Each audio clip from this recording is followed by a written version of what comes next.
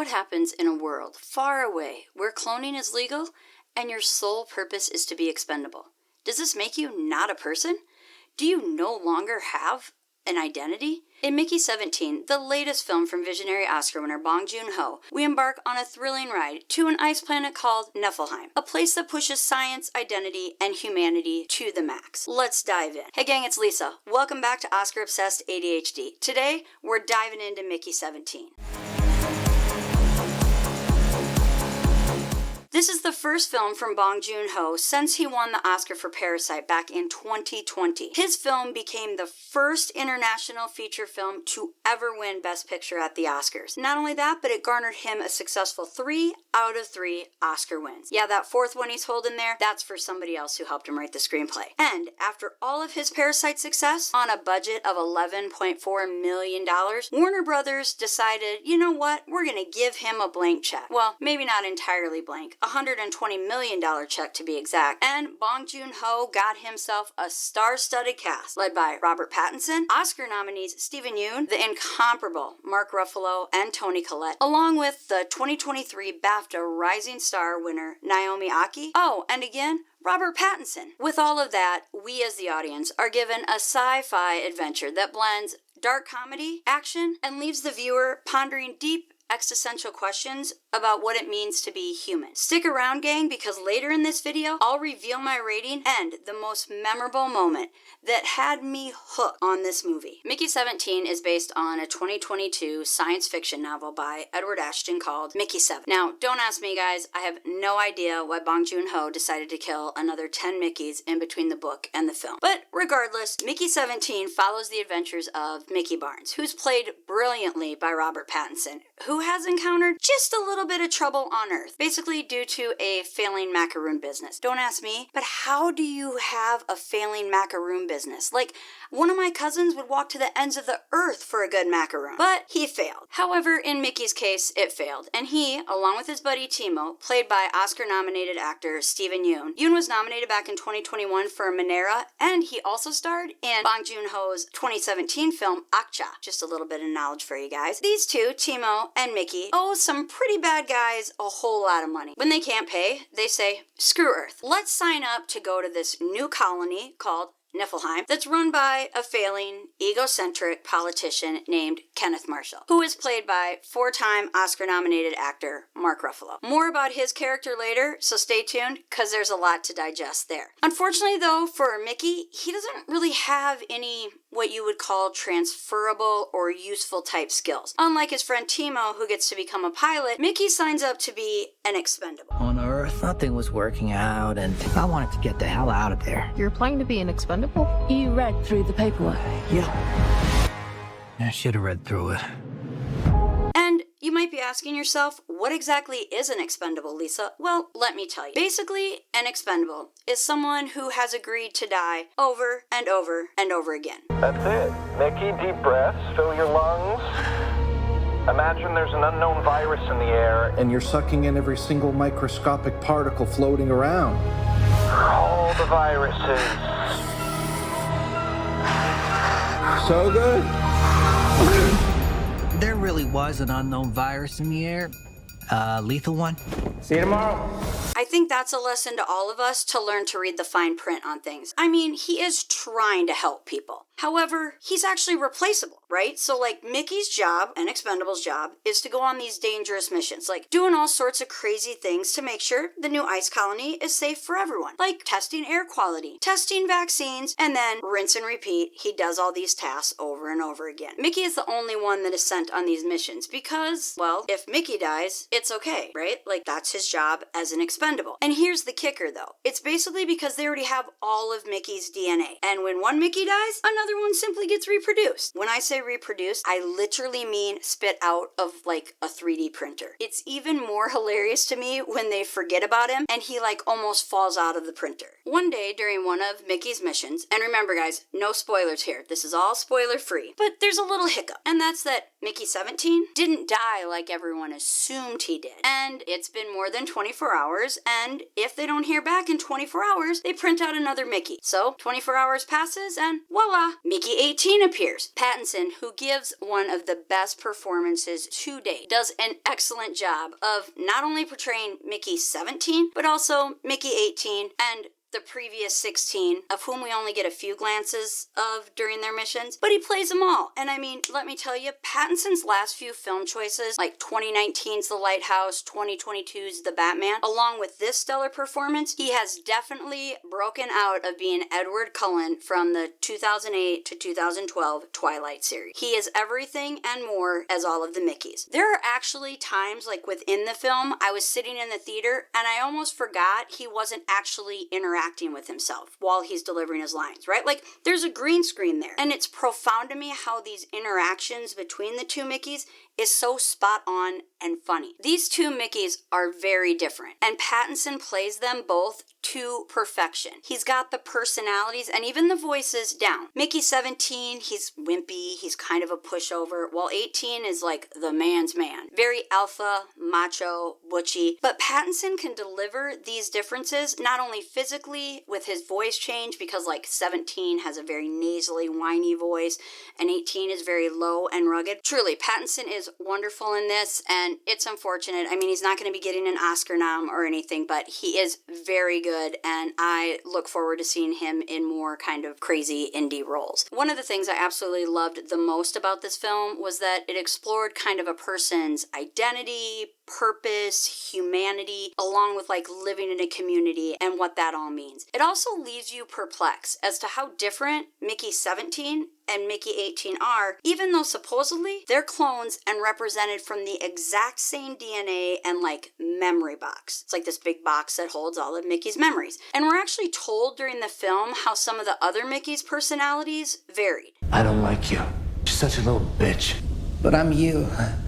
I'm not you. That scene is so great, and it reminds me of a scene in another Oscar movie from this year, The Substance, when Demi Moore and Margaret Qualley's characters, Sue and Elizabeth, are like going at it about how like the other one is screwed up and how dare they, and the guy on the phone keeps saying, "You're the same person." I digress. I just found it funny how like here you've got that scene from Pattinson, you had that scene from The Substance. You know, it just goes to tell you, what does it mean to be a person? Other thing about this movie that I thought was beyond fabulous was how Bong Joon Ho spent his very large budget very, very well. And this is seen throughout the film in its like rich visuals. It was definitely elevated for me seeing it in a theater. However, I think you're all gonna love it even when you watch it at home. It's like they create this intricate spacecraft sort of village, right? Because they're living in it. And then they land on this immersive ice colony, of which I am immediately pulled into like this futuristic society, because this is like 30 years in the future. And as I'm sitting there, I could like feel the cold temperatures. Like I wanted to put on a jacket. I could sense the angst that was going on in Mickey's mind. And yet then at times I'm thrown right in the middle of their adventures, their battles, their conversations. The visual effects in this film are world class. They are stunning, original, different, and breathtaking. The visual effects supervisor Dan Glass has done a phenomenal job of immersing like us, the viewer, in the world while like adding these little nuggets throughout the film. I did a little research because that's what my ADHD brain does, and I actually read somewhere that in South Korea, which is where Bong Joon Ho is from, people love to watch movies over and over again. Now, South Korea, I can relate to you. With my ADHD, I watch movies over and over and over again. It makes me feel better. So what Glass does in his movies is he has like little elements that a viewer will only pick up on maybe like the second, or sometimes not even until the third time they watch the film. I love that. I mean, I enjoy rewatching movies, but we all know that when you can pick up those little nuggets, those little golden eggs, it's a bonus. Beyond creating a whole science fiction planet that's like 30 years in the future, Glass also had to create these like creatures that are the inhabitants of Niflheim. Now, these creatures were here long before these humans arrived. Sound familiar? The task for Glass was that he had to make these creatures look plausible. Like, we know they aren't real, right? They're not dogs, they're not cats, they're not even raccoons. They're supposed to be aliens, right? Because they live in outer space. Yet Glass didn't want them to look like aliens, or what we think of when we think of aliens. Glass needed the audience to connect with these creatures. And so, in order to do that, he referenced things that people would like be familiar with, so they could feel that connection. And let me tell you, gang, Glass hit the nail on the head. He combined so many different animal types into like one animal. I look at these creepers and I can see exactly what he's getting after. Let me just tell you, gang, I love these little duders. They add a layer of excitement, intrigue, and cuteness into the film. They kept me thoroughly entertained, and at some points, I actually was rooting for them. I felt bad for them. These little creatures get the nickname of creepers, and they're kind of like roly-poly, cute-ish, also kind of hideous-ish type animals. But the baby creepers, they remind me of like little candy dots for some reason. I don't know why, that's just what came to my mind, so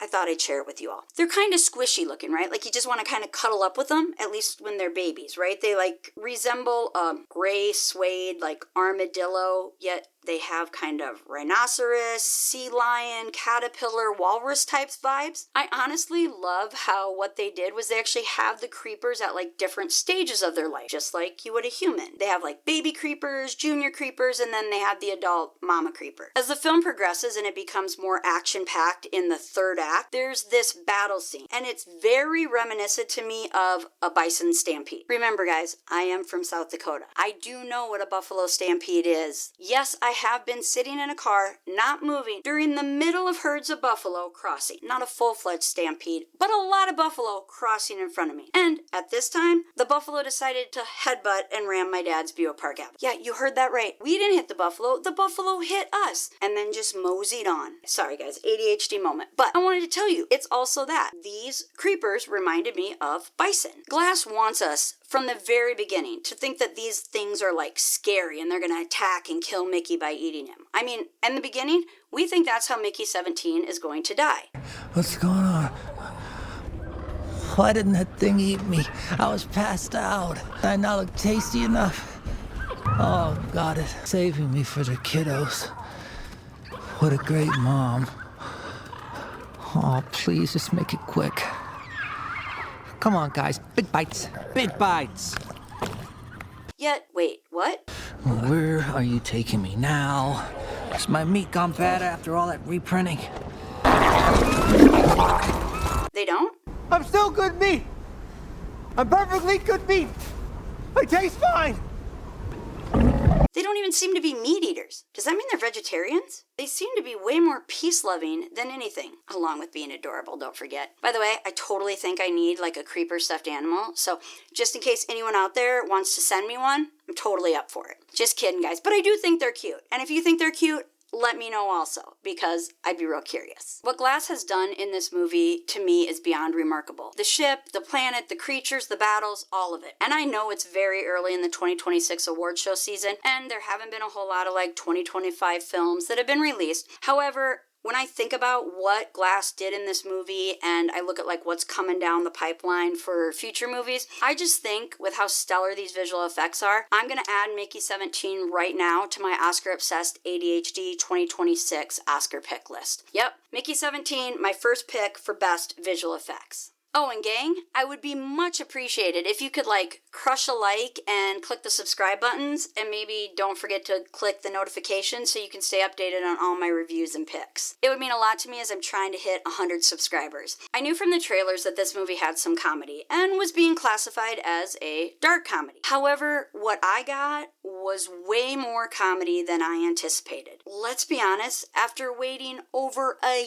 year for this film to be released, yeah, that's right. This film was actually supposed to release March 29th of 2024. So after waiting for a year, isn't it always kind of good when a movie gives you more than what you banked on? The banter and interaction between both Mickeys and their girlfriend, Nasha, they are fabulous together. The chemistry between them is phenomenal. And I mean, the little parts where they're like naming their sexual positions to potentially having a threesome with yourself, and your girlfriend? I mean, hey, crazier things have been seen. Way to throw that concept out there, Bong Joon Ho. Then though, the humor is taken full blast with the over the top, beyond grandioso performances of both Mark Ruffalo and Toni Collette. So Ruffalo, like I told you guys earlier, is the failed politician who runs this whole colony.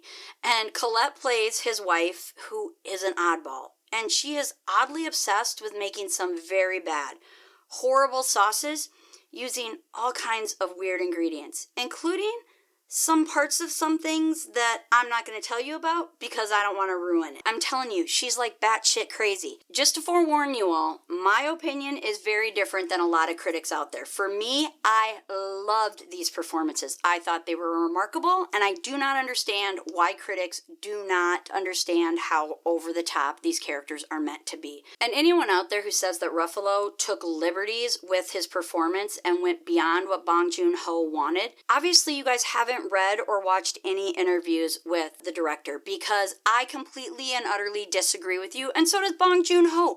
This is exactly what he wanted. He wanted this exact type of performance. I mean, Ruffalo and Collette gave him everything he was banking on.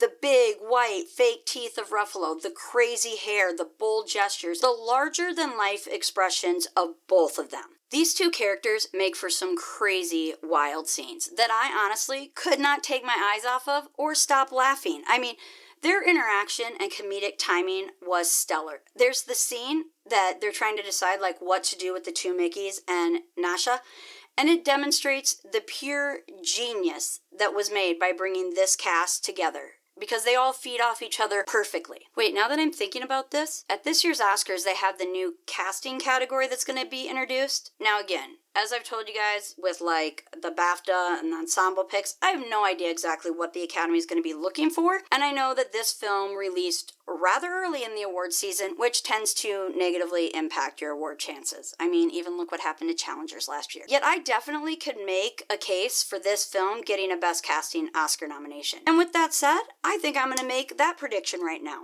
Yep, for my first 2026 Oscar predictions for Best Casting, I'm going to put Mickey 17 down. Oh my gosh, guys, we are just cranking on our 2026 Oscar picks. You guys have any early predictions yet? Sorry, ADHD moment. I digress. I do understand what people are saying out there and how some of you out there also might not appreciate the Ruffalo and Collette scenes. There are some who also might not like Ruffalo's character because of his uncanniness to our current president, Donald Trump. Some actually have gone on record of saying that this is Bong Joon Ho's like direct dig at Trump. And the director though has explained in numerous articles that Ruffalo's character is a representation of actually past dictators seen all over the world, even past Korean dictators. If you feel it's relevant to current politics and you're getting all like up in a twist and like it's a personal attack on you, maybe that's just your own insecurities and sensitivities. And as my therapist would say, no one can make you feel any way. Honestly though, peeps, see the movie for what it is, and you can make Ruffalo's character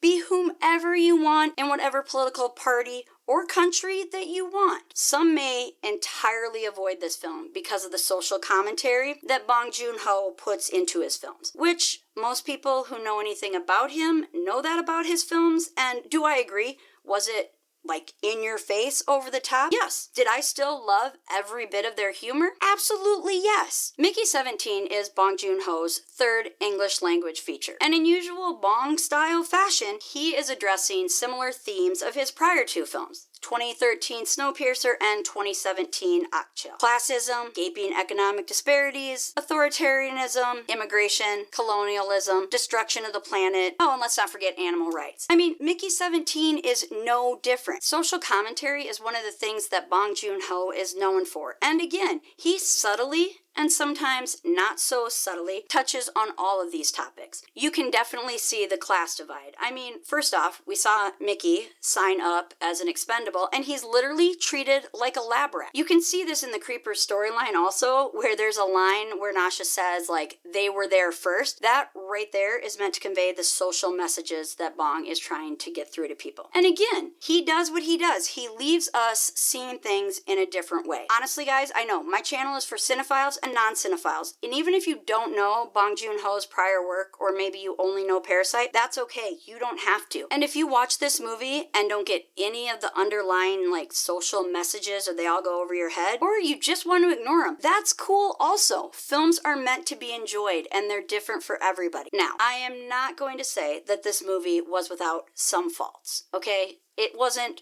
perfect. The middle section, because this film's kind of divided into like 3 acts, especially the dinner scene, it felt a bit like overextended in my opinion. Not to say there isn't a stellar moment delivered by Ruffalo, so again, not going to ruin it, but keep an eye out for it. However, the entire scene seemed to kind of drag on, and like when we got there, it's as if the brakes were instantly put on a progressing storyline. And I'm sitting here saying, I just want to get back to the excitement. I just want to get back to what's going on with the 2 Mickeys. Additionally, I felt the film could have spent like some more time exploring the attitudes and experiences of the previous 16 Mickey, right? Like giving us some sort of glimpse into their lives, their personalities, and their evolution that led us to Mickey 17, especially considering how different 17 and 18 are. I kept kind of waiting for it, and unfortunately it never comes. We are given these like brief explanations because the entire film has like a narration going on throughout it that's provided by Mickey 17. I guess I would have preferred a little bit less narration and more like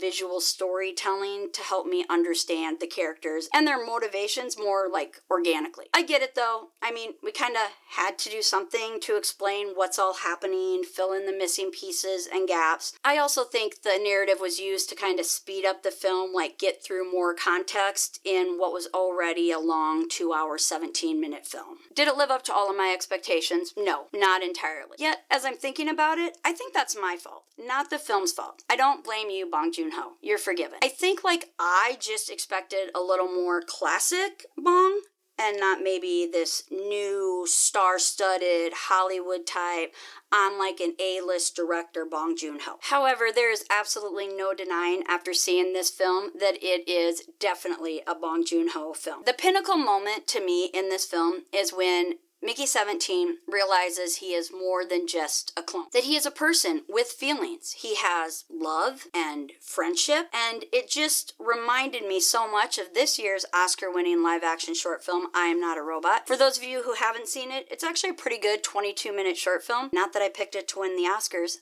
A lot of people didn't pick it to win the Oscars. And so between like that film and this film, it really leaves you as a viewer asking yourself, what does it mean to truly be human? What defines you as an individual, me as an individual, and how is it that if each Mickey is the same DNA and memory box, how are they each an individual? Like, what makes us individuals? Throughout the whole film, we have like Mickey's different interactions with people, and they're always like wanting to know, hey Mickey, what's it like to die? He's the only one in the group and everyone keeps asking him. And so the scene I'm about to show you, you can see the emotion from Mickey when he's responding, and you can feel that as a viewer. What's it like, dying?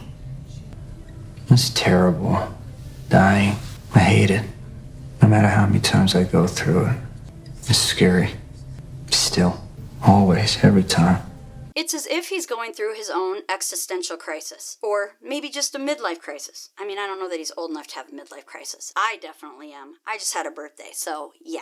Getting up there, guys. You watch that scene, and this was the moment where I got like all up in my feels. I mean, I didn't cry like I did at Wicked, but it left me like feeling things, and it left me perplexed and pondering like, does each clone have its own soul? I don't know. Honestly, gang, it still perplexes me today as I'm shooting this on March 31st, and I saw the film opening weekend. This film resonates with me, and I think that even the casual film goer, even those people who don't know Bong Joon Ho, can thoroughly enjoy Mickey 17. In conclusion, following up a Best Picture win like Parasite is an extremely difficult task. The film finally did break even this weekend, as it has now brought in $121 million. While Mickey 17 has its flaws, it's an exciting, unique experience that showcases the brilliance of Bong Joon Ho and the star-studded cast led by Robert Pattinson. So for me, I'm gonna give it a solid 4 out of 5 reels for its engaging performances, innovative storytelling, and overall fun. What did you think of Mickey 17? Is it a must-see for you? Let me know in the comments. All of the films, all of the categories through my Oscar-obsessed ADHD point of view. Thanks, and until next time, keep asking yourself, why did Bong Joon Ho have to kill 10 more Mickeys than what were killed in the book?